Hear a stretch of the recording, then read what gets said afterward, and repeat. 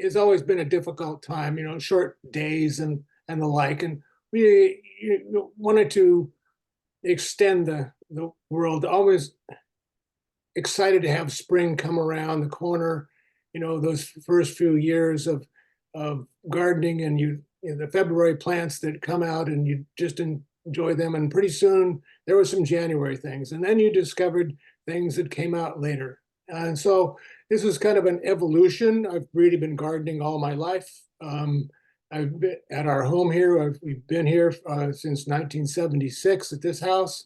So yeah, we feel very fortunate to be able to pursue this endeavor. So we'll start off with we're just pretty much go through the year. This is January.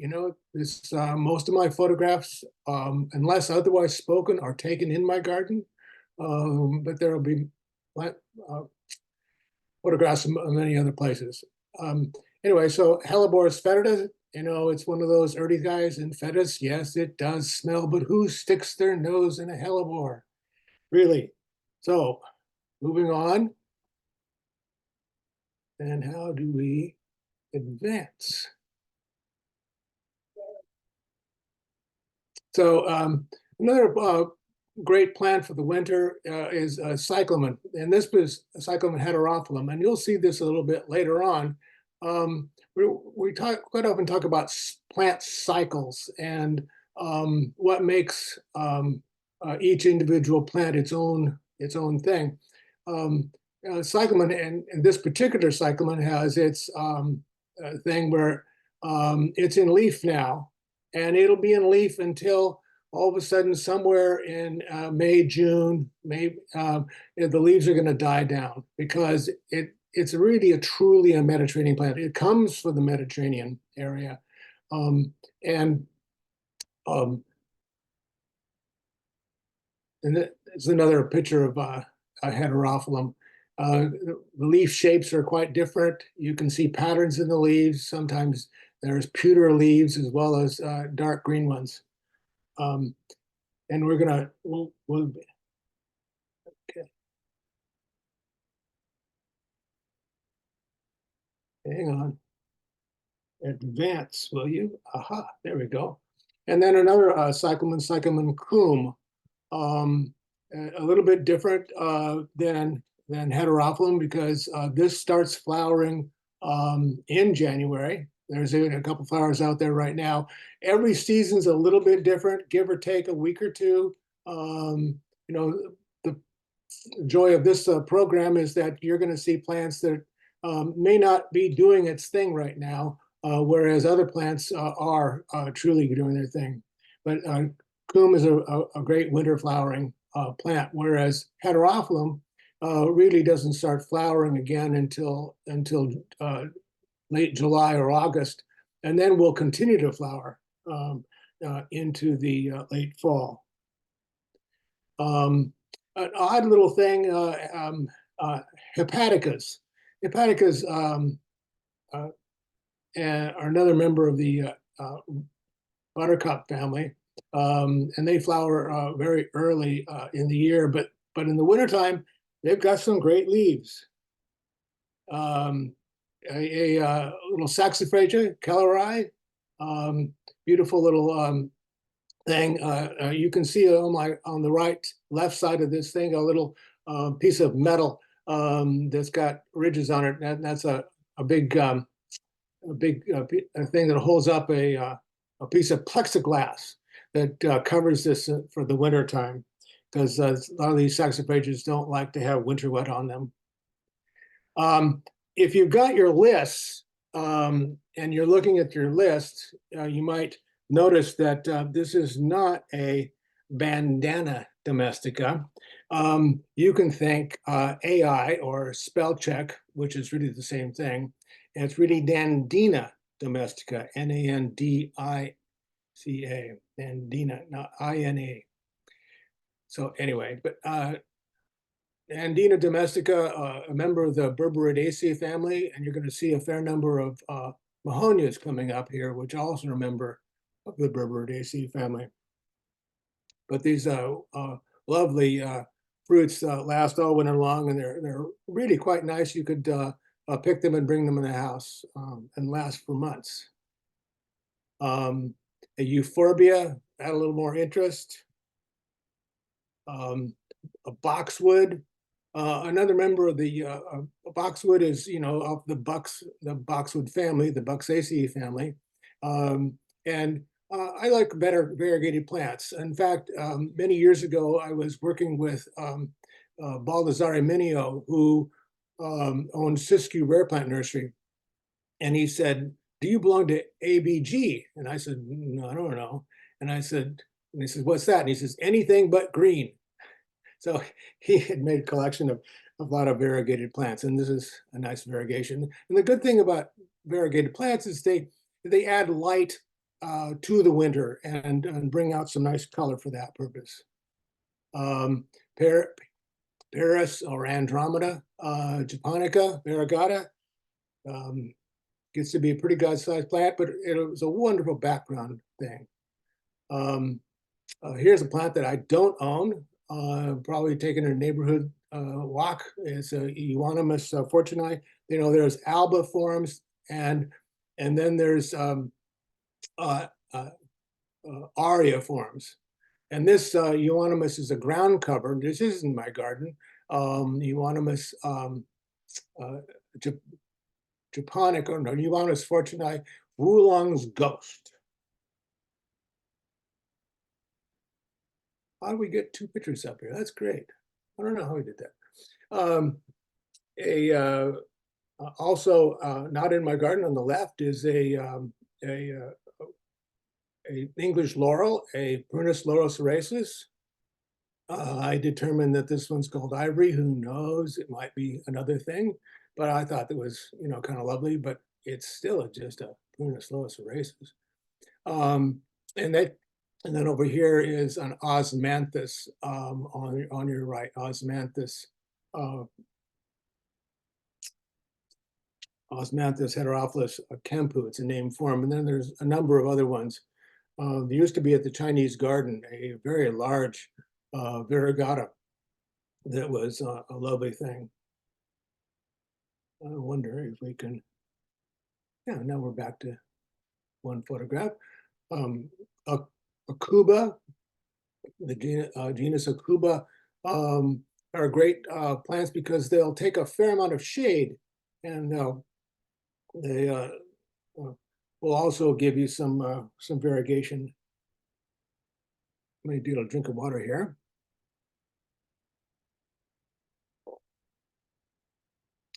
Here's a Mahonia that I learned is Mariana, but now it has a Chinese name on it, Duluxiana. And this is what in my garden, this was a year or two ago, but in my garden right now, those have already started to elongate and separate. So these are flower buds. And the first time I saw them, I just couldn't believe that, something so bright as this, And so we'll see this in flower in a little bit. This is a really old photograph from a very old shrub that's not very common anymore in our Portland area. And I really wouldn't want to try to grow it because it's a very large shrub. But this Chimonanthus praecox.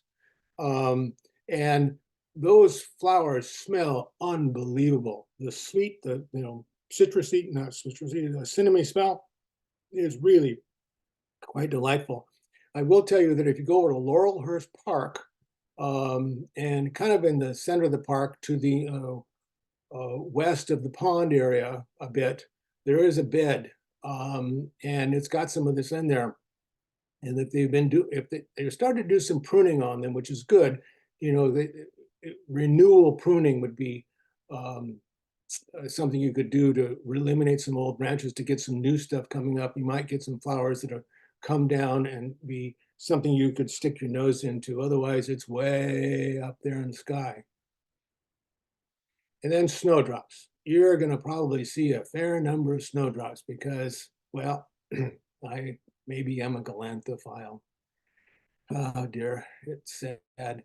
Um, you don't want to be a glanthophile. It takes up a lot of time and money and all that. But you can grow galanthus and not break the bank. And here's a lovely one. Some of the older forms, the older varieties, there's nothing wrong with them at all. They're really nice. This is one called Lady Beatrix Stanley. And she was obviously somebody important. And I probably read what that was at one time. And I don't remember. But anyway, it's a good one. And then there's after Lady Beatrix Stanley, we have one called Teresa Stone, which leads me to the little story to say that sometimes your best snowdrops come from visiting somebody else's garden and hearing a story from them about a particular snowdrop. And this one has a story. This came from a garden, Louise Parsons out in Corvallis, Oregon. Um, and so this is a great thing.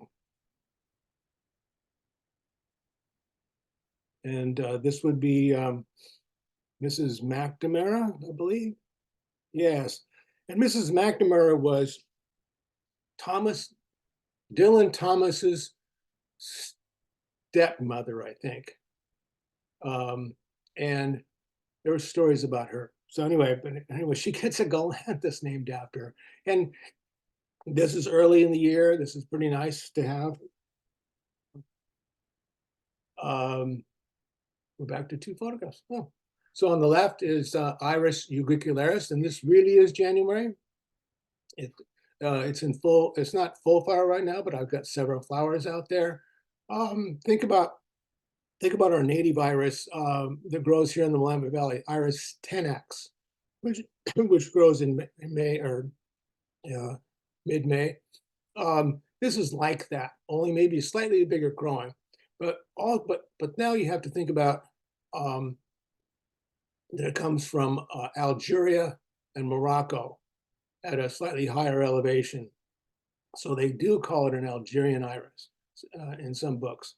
But it really grows just like our Pacific Coast irises. And it is truly a Mediterranean plant. It'll does not take any water or need any water in the summertime. It loves full sun. Speaking of full sun, though, is that when you come over here on the right side to see another galanthus, is that what you don't want to do is put galanthus in full sun. There's a thing called the narcissus fruit fly that tends to cause a problem if that particular fly finds the narcissus and in the sunshine, it will attack it, lay an egg, and pretty soon you won't have any galanthus. It'll get down into the bulbs and eat them up. So after, that last one was called Ding Dong. It came from Avon bulbs. Avon calling, Ding Dong. I guess that's it. That's how that worked. This is a species, Rhizinensis. And here's a real oddity that I think probably when this one came out here a few years ago, probably cost a lot of money, but I managed to get it a few years later. This is called Walter Fish. That's right. Locatus Walter Fish. Daphnes are great early spring plants. And this one is even one of the earliest of all. This is, excuse me, Daphne Missourium, Daphne pseudo-Missourium. Now, you may know the Daphne Missourium, and Daphne Missourium is called the February Daphne, and my Daphne Missourium has a couple flowers on it and probably won't really put on a show until the end of the month or beginning of February. But here is this Daphne that is actually in flower right now in my garden. And the one of the other little things that to say about true Mediterranean plants or plutra is that they're quite often summer deciduous. And you think about bulbs that grow up and are spring flowering bulbs, and then in the middle of the summertime, they're gone. You don't see them. Um, this Daphne, it's a woody Daphne, and yet it is sometime in June or so, it's lost all its leaves. It is just a stick, a bare stick, until sometime in October, early November, it'll start to leaf out. And then the flowers come out, and they're lovely flowers, and they smell really nice. More galanthus. You probably get tired of galanthus after a while, but and maybe at some point or other, I'll finish to say all the things that needs to be said about galanthus. This is an early one. This is Nivalis floriponda, which is also, it's a very common plant. I think I got this from my mother's garden, and which is just one of those things you can do. You can dig them now when they're in flower. That's called in the green. Maybe just as the flower is dying down, you can do that. It's not necessarily the best thing to do for the clump to dig them up at that time, but oh dear. I don't talk that much anymore. In the old days, I would talk a lot.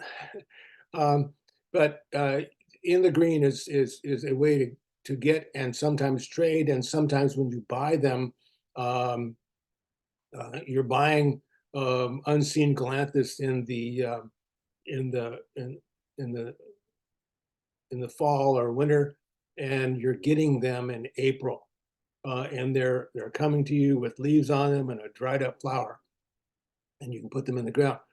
I prefer to wait until June, and in June they're completely down. There's nothing there except you can still see the leaves. And I have all my galanthus and all my epimedias and all my trilliums and whatnot all mapped out. And so I can actually find them if I can't find the label or don't see. You can see on the far left side there in the background a little white tag. That's a label for something.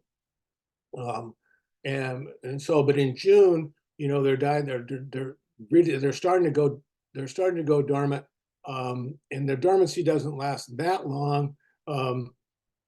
You don't see what's going on, but in June is a good time to dig them, and you can divide them and give away a few and spread them out a little bit more, and so that you get a bit of a distribution of them. But if you wait till July, in theory, I have not practiced this, but in theory, they're starting to put on roots. Nothing you can see, but it's underground, and it's probably best to get that over with in June. And so I know that there's a couple of galanthus growers that I've dealt with, and they will trade them or send them in June. Do I have a name on this? Oh, this is Oluna's mother's. And so, you might see the list there, and you might notice it's not a single quote, it's a double quote. And that means it's not official. It's not official at all, because this came from a good friend of mine who got it from Oluna, who says this was her mother's and thing. And so it's Oluna's mother's. That's the only thing I've ever known it. It's a lovely monosticus thing, and it comes up quite early in there. And for years, that was the earliest one I had until I started to get other things. Another what lovely little plant that is small is winter aconite, Aranthus hymalus. And this is a lovely little doer. Another buttercup family guy, and sometimes the genus buttercups are some kind of quite weedy. This, I suspect, could be weedy. Well, that's okay for me in this case. It's got, covering a fairly large area. The area is getting bigger and bigger all the time. Um, they don't show up. In fact, this year they have barely showed up just yet. They're not quite there yet. Um, but in another couple of days, it's going to be a yellow patch out there, and then they'll do their thing and they'll set seed. They're easy to pick the seeds off and throw around the garden or give away. You might have been to a garden um, on the west side of town, south of Portland, before halfway to Lake Oswego, called Bishop's Close or Elk Rock. They have a beautiful patch. Um, it was really nice to see. And then after that, they'll just die down, and by my late spring, there's nothing there at all. So I think they're pretty easy to deal with that way. Here's another. This is a picture from the Bishop's Close or Elk Rock, and it's a Hamamelis mollis. Now, what I don't have are a lot of pictures of different hamamelis, of which there are different forms of yellows and slightly oranges and bicolor things and red ones. And like, if you really want to see hamamelis, you go to the Arboretum. There's at the Vietnam Vet Memorial. We put in a lovely collection, and since I've retired, they've added many more different forms and named forms of, of, well, let's go back to that.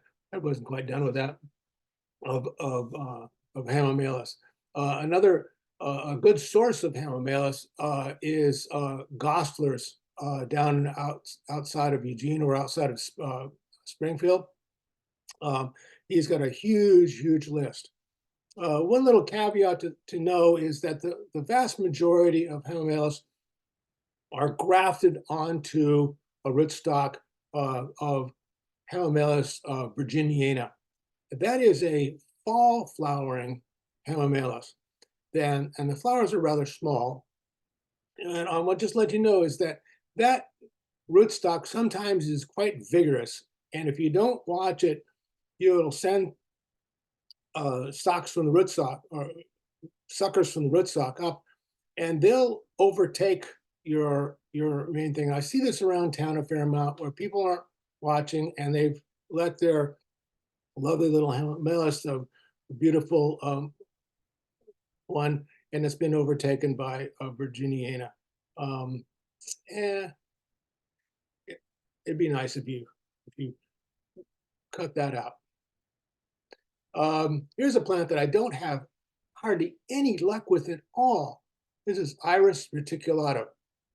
And here it is. I think I'm down at the beach somewhere, and there's, there you can see all the blackberries in the background and brush.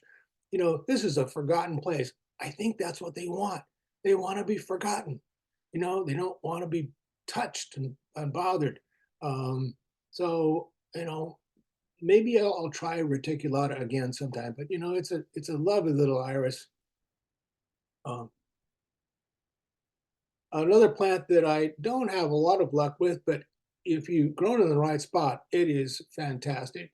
This is Garrya elliptica. And I believe this photograph was taken over on the coast, southern Oregon coast, and those tassels, get to be almost a foot long. They're really something else. And you catch them in the sunlight, they're just great. But the shrub wants to be in full sun. And it's quite large shrub. I just don't know that most our gardens have room for Garrya elliptica. You've heard of, we've talked about galanthus, and their common name are called snowdrops. This is the genus Leucojum, and it's called a snowflake. Grows much the same way as galanthus, and this is Leucojum vernum, and we're going to see a little bit later on another Leucojum that flowers at another time of year. this is back to the Bishop's Close. This is we're into February now, and Crocus thomasinina, and you might notice lots of lawns around in here, and especially Southeast Portland, where I live, have uh, Crocus thomasina growing in them, and it's a great thing because what happens here is that sometime in April they're going to start mowing this thing. Well, these are already died down. It's a wonderful little plant for that purpose. Back to hellebores. This is Helleborus. Let me see now. It's an odd one. One of those ones that was given to me by another um, another great gardener up in Seattle, John Flintoff, who died a couple years ago. Helleborus multifidus. I love green flowers. They're just something else for me. And if you go to, this plant comes from Herzegovina and old Yugoslavia, that part of the world. And so I've been over in Spain and Italy and whatnot, and seen some other hellebores. And there's some interesting green hellebores. Our traditional ones are, Hellebores orientalis and nigra, which I'll cover here in a second. So Galanthus if once you get enough of these Galanthus, you can reach down and pluck a few leaves, and that makes a lovely little winter display for the inside. In 2015, I had the great honor and pleasure of traveling to Southern England and to visit some of the Galanthus places. This is a Galanthus a place called Colesburn, and Colesburn is quite famous for Galanthus. This is Galanthus Comet. It's, and what a setting, and also old estate, the old estate of Sir Henry Els and my good friend Rick Wagner. It was Sir Henry Ells's father who brought back Galanthus, or maybe it was his grandfather. That's right. His grandfather brought back Galanthus from the Crimea War.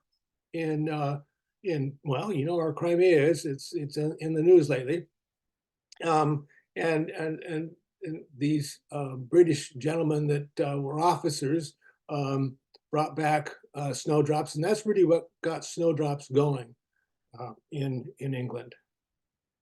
And a Galanthus called South Hayes, a little more unusual. You can see a little bit of a Heranthus up there at the top of on the right side.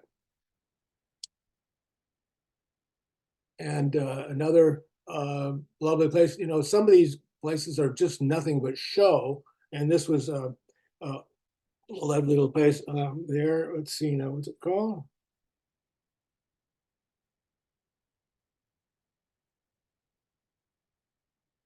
Well, I didn't write down the name, but it's another place in England. And yellow Galanthus for us are a little bit later for England. They're not quite as late. We went to Phil Cornish's house, and he's been a selector of Galanthus for many years and produced many good ones. We went to Avon Bulb, and wow, you could, I didn't have an import thing, so I didn't get any Galanthus. My friend Rick did, which, now I get some of those Galanthus from him, which is a good thing. Also, behind at Avon Bulb, out in the field, was this Ruscus, and Ruscus are the genus Ruscus are woody lilies. So you can see on the left side these leaves where the actually flowers happen in the middle of the leaf, and then they produce this red thing. So I think that's quite decorative for the wintertime. But the leaves are quite sharp, though. Wow, they're sharp. Um, on the left, Galanthus mordred. What did they come up with these names, mordred? Ooh. And then my version of Thomasiniana, but it's just a unnamed thing that occurs in the garden. It's just early enough to cause me to think about that. And then there's hellebores. Um, Lots of hellebores. And you know that um, that hellebores come, or all these are all orientalis, come in many different forms. And you can see them here. We were at a garden just outside of Seattle area, and this woman had an amazing collection, and she had made this display. And you can see some of the different forms of them here. People just go over the top with these. Um, Virginia, and there are a number of Virginias. They're called elephant leaves or elephant ears or things like that. But there's some ones that flower a little earlier than others, and some that have very interesting leaves, and not just the same. This is Purpurescens crimson king, or Irish crimson, excuse me. Here's an iris that I saw at a garden in the Seattle area.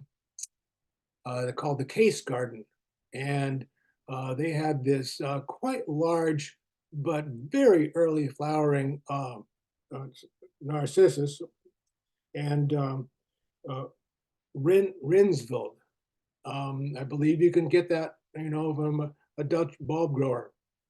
But it's a quite large thing. I don't think I'd want it in my garden, but for early flowering daffodils, that's okay. Again, this is not my garden. This is up also in this Issaquah area at Grand Ridge Nursery. Phil Pearson there. This is Narcissus cyclaminius, and I do have this now finally. It's a great little thing. And then, but there are many cyclaminius named forms that you can sort of see that this is called February gold. You can see that that texture of those petals that are reflexed back.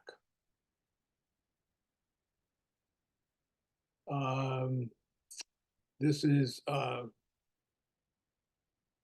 one of the green flowered ones, and they Rosemary Burnham. And Rosemary Burnham was a gardener out in the Vancouver, BC area. And before 2001, I think many of them made it across to the Seattle area where I got mine from John Flintoff.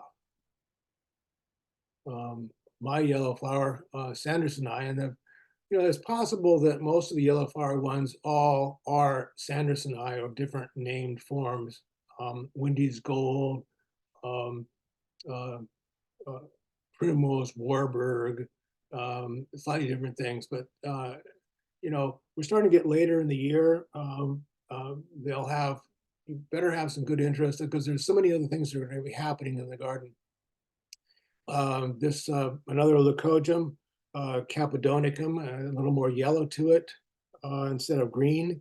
If you might remember on the other leucojum vernum we saw, the ends were green ended, and these are yellow. So you got to get out of the house and find spring, and you go up the gorge and you count grass widows, or I call them sisyrinchiums. I know there's a new name, but it's all Douglasii, and of which so here we are at Catherine Creek, and that's pretty nice. And another picture on the left at Catherine Creek, and sometimes they throw a white one, and then you can do a little hike somewhere and find Fritillaria pudica, and spring is happening even though it's just the end of February. And then I believe I'm down in the Illinois Valley, and there's and it's still February, and it's Trillium Rivali, and it's a very small trillium. It's interesting is that here in the wild, they come fairly separated out. They're somewhat separated and a little bit thin. And when you here in the garden, I'll show you here in a picture. I'm not sure exactly when this is going to show up. Another trillium of olive oil, and it's much more congested. So back to some saxifrages. Again, this covered trough. I think you can see right there the covered trough. And so this is saxifrage oppositifolia. Oppositifolia is an interesting saxifrage in the sense that almost all of the oppositifolia you might see in somebody's garden here, they come from Europe, European stock. But this plant actually occurs also in the state of Washington, and in the Wenatchees, and also over in the Eagle Cap Wilderness in the Walla Mountains at very high elevations. But nobody's been ever successfully able to propagate ours from there. And that's, you might remember in the very beginning of the program, I showed you photographs of leaves of Hepatica nobilis. And this is the flower. And the flower also occurs in a slightly pink color and a white flower. So you can actually have red, white, and blue almost ones. And of course, then winter happens. This is an old photograph, but here we are in March 15th, and now we're talking about having snow now. We can only hope that the ground doesn't freeze too solid, and the snow acts as a nice blanket to insulate stuff. Snowdrops will come back fairly easily with just plain snow and not frozen ground. But the ground freezes, and then they freeze on top. It can take a little bit of a toll, and you may lose a season on your stuff, but they'll come back. Polygala chamaebuxus. I love that. Chamaebuxus. So it's a boxwood, but it's not a boxwood. But so somebody thought camies. Camies means like, so like boxwood. And this is a name form. Somebody thought it was a little too garish for me, but I think it's fun. And then, spring is really starting to take off here in the garden. Erythronium oreganum, our native Trium kerbaceae from Southern Oregon, Northern California. And then Daphne tangutic in the background. You can see an epimedium on the right. And on the far right is Erythronium pagoda. And there's the epimedium. And I grow many epimediums, but yeah, they're not as exciting as I thought they would be. But there's a great ground cover, a nice interest in the early spring flowers. It's pretty good. They are a little needy in the sense if you want them to look perfect, you need to cut off all the foliage by the end of January so that you can get all new stuff coming up. But that's a little tedious. Here's a nice epimedium flower. There's that Trillium Rivali in the garden, and I've had this thing here in the garden for 40 years, and you can see that patch must be getting close to 18 inches across, and it's just slowly expanding across. It occurs as quite a bunch, whereas that stuff in the wild is just a bunch of individuals. And there are Rivalis that are, I think, like what they call purple heart. And then you cross purple heart back onto a pink one, and you get something even darker. And then spring's over, because by the time you get to March 21st, it's over. And it's time to go outside and continue to find spring further out. So here we are down in the Kalmiopsis wilderness in the end of May with Kalmiopsis, and that's what you do. And you get to the top of Fiddler Mountain, the snow just melted off, and you've got this little tiny Fritillaria glauca. It's just 2 inches tall. It's pretty special. And then this last year, I was up in the Wenatchee Mountains at over 7,000 feet. Obviously, the snow's been gone just a little bit. There's lovely anemone Drummondi. Yeah, this is June 16th. And this isn't last year, but it's a couple of years ago. I was in the Beartooth Mountain Wilderness in Montana, and there's gentians and algida. Just,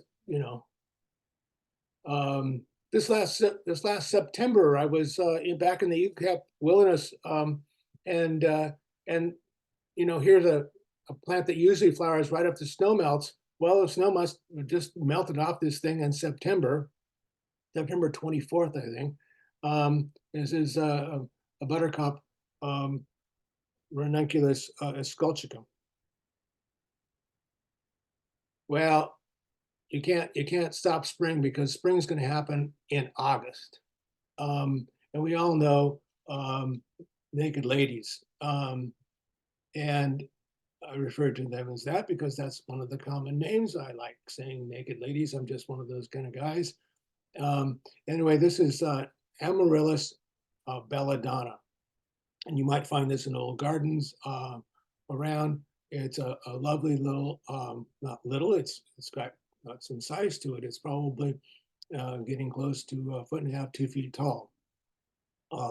It had, again, it's one of those ones that has a lovely cycle. It grows, coming up here in the August, September time. And you can see down here on the bottom of this photograph, slightly on the left side, some brown leaves. Well, that's the leaves that were there. And so as the flowers die off by the end of beginning of October or something like that, and then we start to get some rains, it's going to be leafed out, and it's leafed out all winter long until sometime in May, June, when the weather starts to warm up and the leaves die off. So again, a typical summer deciduous. Anyway, I think they're great. Another little on the right side, this is Leucojum autumnale, and they've stuck this thing in a new genus, and I cannot pronounce a 4-letter word, ACIS. Wow. I prefer Leucojum autumnale, and this is a very small little guy. You can actually acquire this locally from I saw it in the catalog for what's that nursery? Edelweiss Nursery was selling it, and it doesn't take up any space at all. Here it is in flower in September, October, sometimes in August, depending on where you are. And then as soon as the flowers die off, it leaves out, and it's got these thin little, really almost grass-like leaves in a little clump, and they're there all winter long, and then boom, they'll die off towards the end of winter.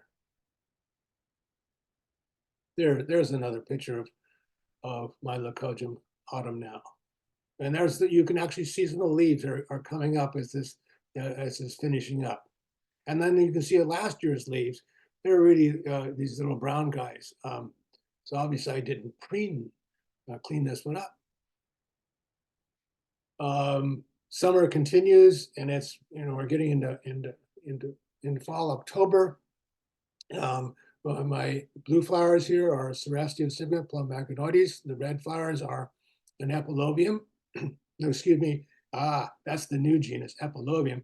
The old genus is Zauschneria, which I prefer calling, although in most cases people are going to refer to as Epilobium. You know, the genus Epilobium is also the genus for fireweed. So I'd much rather call it Zauschneria.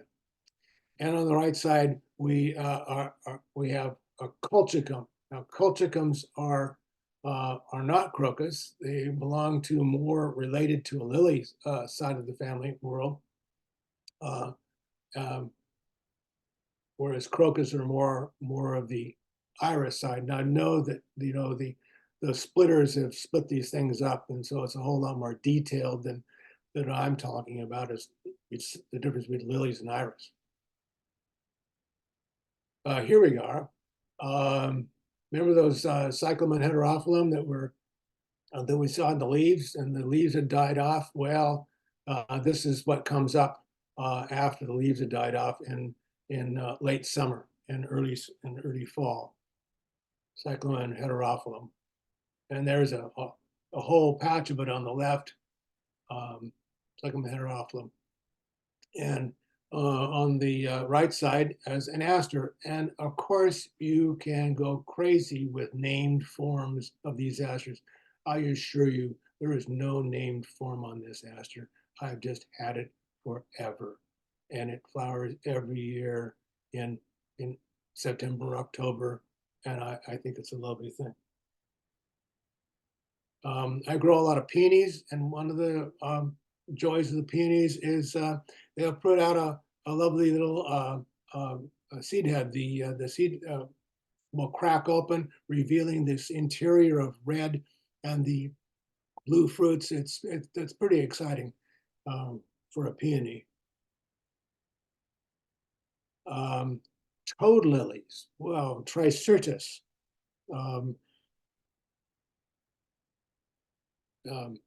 There's lots of that stuff. Sartisus hirta, and there are many named forms, mostly with Japanese names.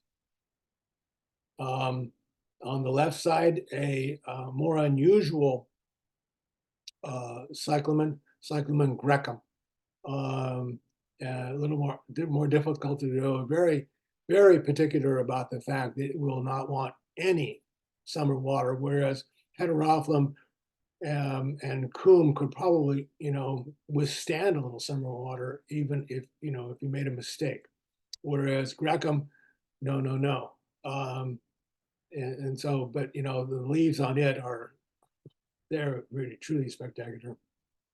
And then here's another Zauschneria that I grow. Lovely gray leaves and these orangey red flowers, quite contrasting. And we're going to start off with, on the left side here, we see a number of Mahonias. This is Mahonia gracilipes. And this is this plant here, the leaves are really quite silvery on the inner side. It's a nice little thing about that thing. So this is October, almost the end of October. And one of the things about names is that the genus Mahonia is not the preferred name anymore. They belong to the Berberidaceae family. They put them in the genus Berberis, and I resist. So when Lewis and Clark got out here to the West Coast, and they collected what we know to be Oregon grape,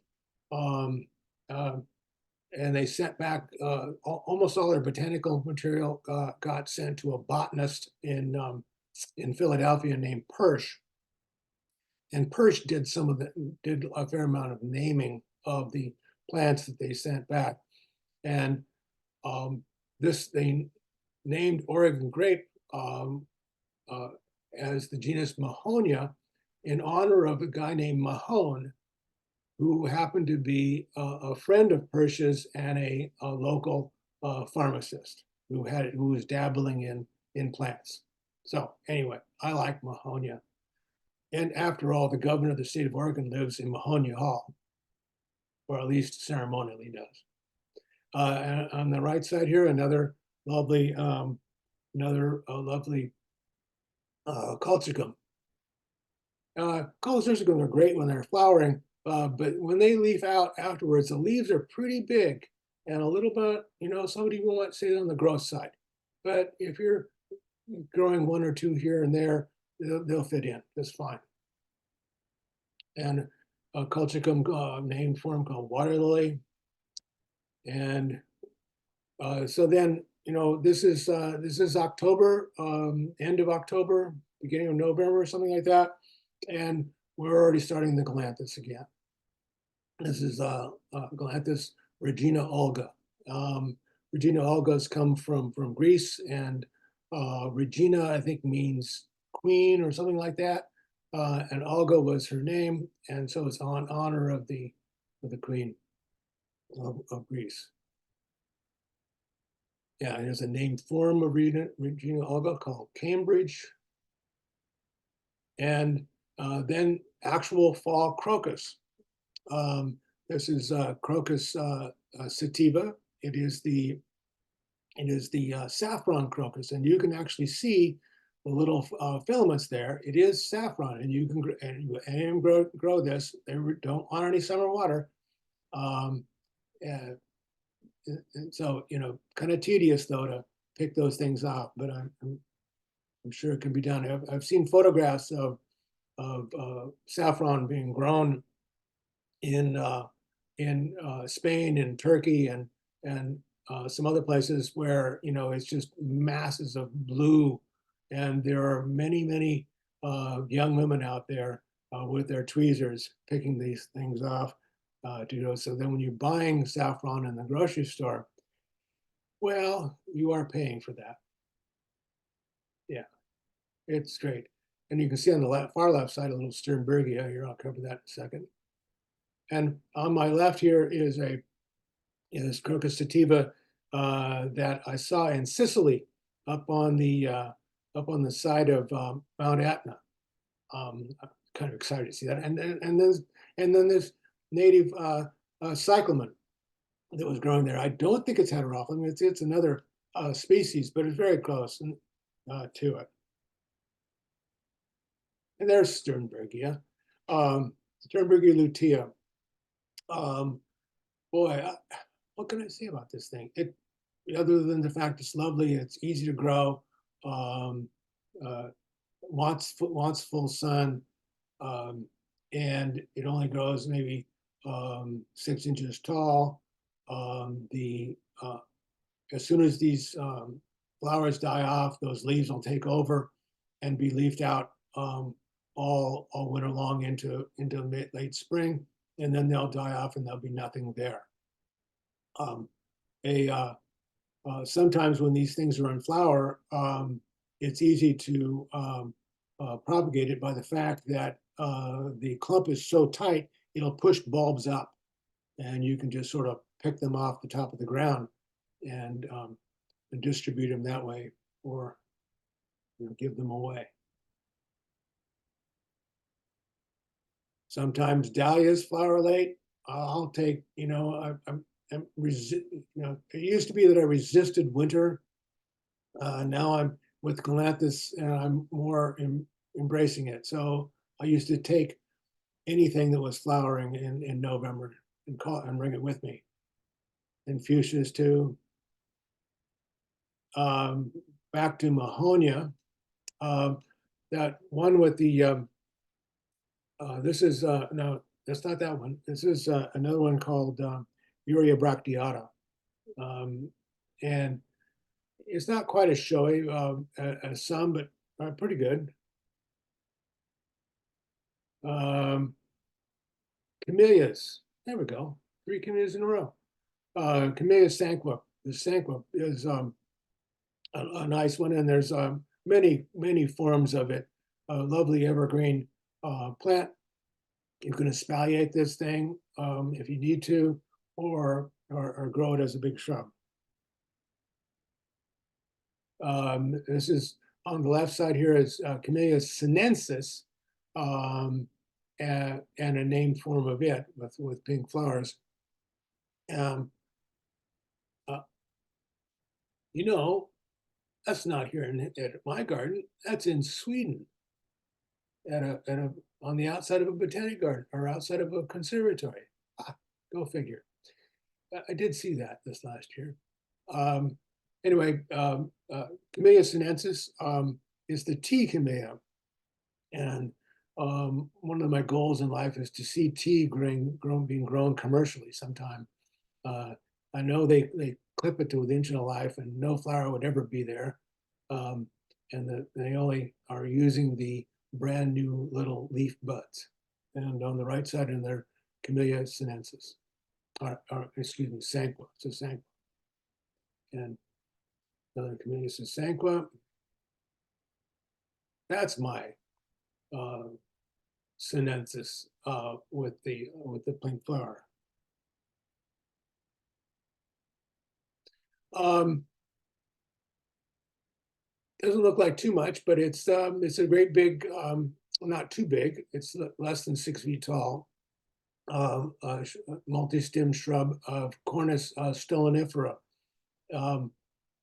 and this is just showing some fall leaves and how many leaves there are, and then we'll come to another photograph in a minute of that, and then I'll cover the issue about how to deal with uh, red and yellow twigged dogwoods.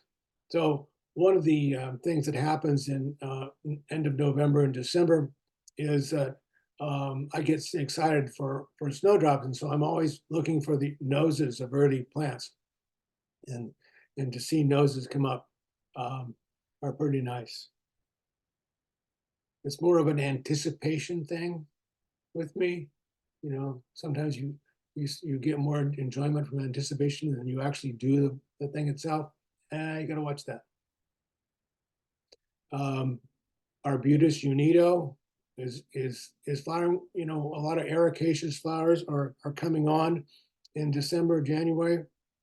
We know that Kinnikinnick is going to be doing its thing. I don't have any pictures of Kinnikinnick, sorry, but they're very early flowering. Fred, Yes. we're close to 8 o'clock, and I know people have questions. Are you able to stay a little late? Do you want to finish, or do you want to go to questions? I could go. I'll speed up and finish, and then we can have questions. I can Okay. stay late. Wonderful. And this will be, if people need to leave, this will be available recorded if you want to hear the absolute last. Go ahead, Fred. Sorry All for the right. interruption. Yeah. In a friend's garden is this nice gentian stabia, of which I can't seem to locate, but I'd like to. It's a large thing and really nice. On the left side here, Saxifraga opicifolia grows in shade, seeds around, and sometimes when you see this thing from across the way, it looks like somebody dropped a piece of glitter or something. It's a nice little thing.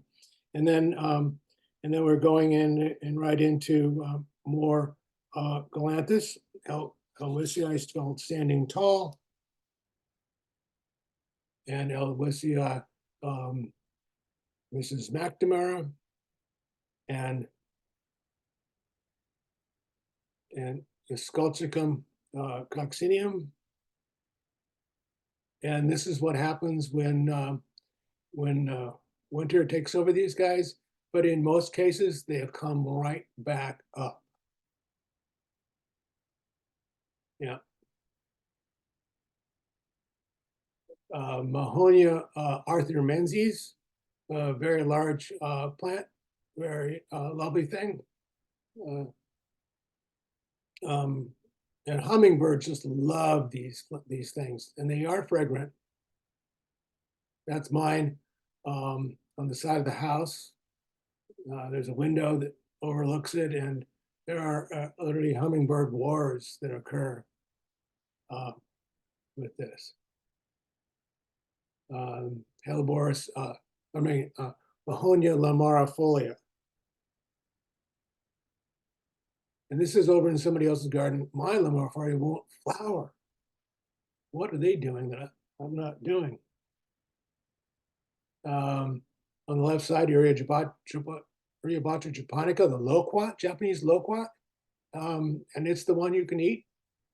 And it's almost a large tree here in town. And Jasminium nudiflorum, Fatsia japonica, and Daphne bellula. You know, this is late December. Viburnum Ferrari, Nana. You might know Viburnum bonitens, which is half Ferrari and half grandiflora, which is a quite large shrub, but flowers from off and on from October all the way through to March. This naniform is a much smaller growing, not quite as floriferous, but still flowers and very fragrant. And we're going to Galanthus Farrington double, 3 ships, which usually is in flower right outside our sliding glass door on Christmas Day. Now we're back to this Cornus stolonifera, and this is what it looks like in the wintertime. It's actually quite nice. This is what it looks like in April 1st or something like that. And I've got a lot of anemones around there with springtime. And this is what it looks like on April 2nd. I cut off every single stem right back to the nub, and it comes back every year with 4 to 5 foot twigs that are brightly colored. If you don't cut them off, they'll start to get old, stemmed and brown, and you won't have the color anymore. And that's my last photograph, Helleborus nigra. All right. Now there's some questions.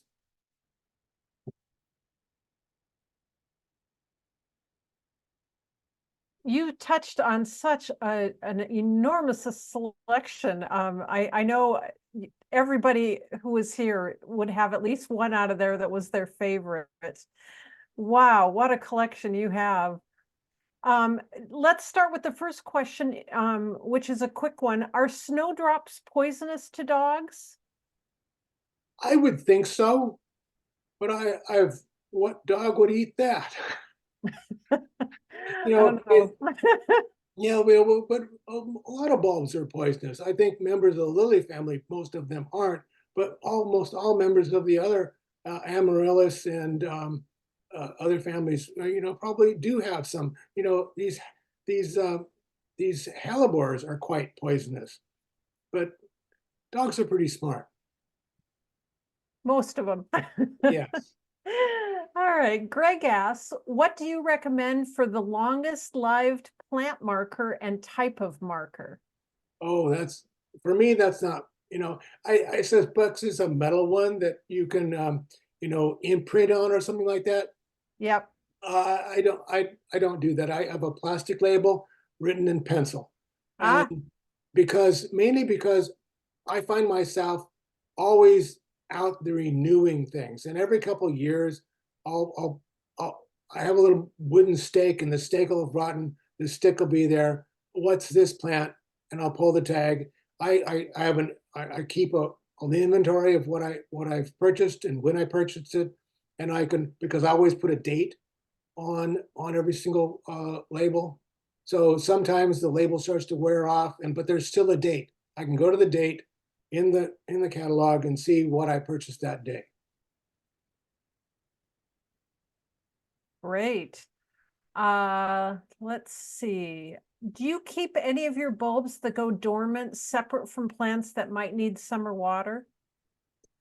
In most cases, I do. In the garden. So out in the parking strip that is in full sun, I don't water that area. But there are some bulbs that are a little more forgiving. Now, most of the galanthus are forgiving, and most of the cyclamen are forgiving, and you can have them in the garden. But there are plants that are, no, and I put them out in the parking strip. And somebody is wondering about a source for galanthus. Oh, a lot of the sources are from England and the like, but there are two that I can think of that are commercial. There's Temple Nursery, that's Hitch Lyman, and Temple Nursery. He's from upstate New York. He will send his stuff out in the green, and he has a really fine catalog, and you can find him and get, you know, he used to be able to mail him $2 and he'd mail you a catalog, but I don't know what the deal is now. He just mails me the catalog, which should be here any day. Oh, And then, catalog, something to look and then forward to. outside of Philadelphia, there's Carolyn Shade Garden, and she's a very approachable a person, and her website's very approachable. Hitch Lyman and Temple Nursery do not have a website. It's very old fashioned.